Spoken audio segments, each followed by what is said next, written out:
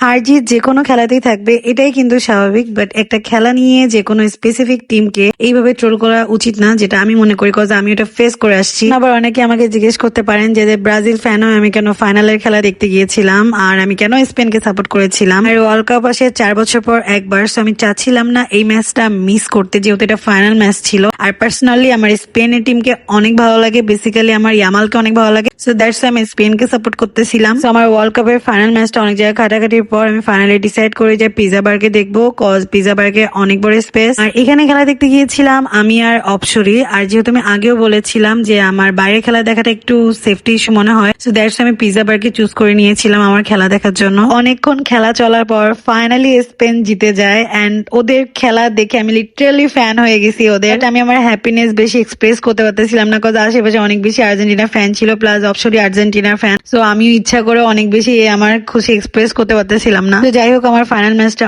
অনেক বেশি ভালো লাগছে আর আমি মন দিয়ে চাচ্ছিলাম যেন স্পেন জিতুক। এন্ড ফাইনালি যে দলকে আমি সাপোর্ট করছি সে দল জিতছে এন্ড আমি অনেক বেশি হ্যাপি। আর সব থেকে বড় ব্যাপার হচ্ছে তাদের খেলা অনেক সুন্দর ছিল, যেটা আমার অনেক বেশি ভালো লাগছে। রাস্তায় নেমে দেখি অনেকে এনজয় করতেছে, অনেকে কান্নাকাটি করতেছে। বাট যাই হোক, আমার তো 1 মাস অনেক ভালো লাগছে, অনেক সময় খারাপ লাগছে, but end of the day এটাই ছিল একটা গেম। এটা আবার 4 বছর পরে আসবে, সো আমি মিস করবো এই দিনগুলো। So that is for today. আর আমার ভিডিওটি ভালো লেগে থাকলে আমাকে ফলো করতে ভুলবেন না। And thanks for watching.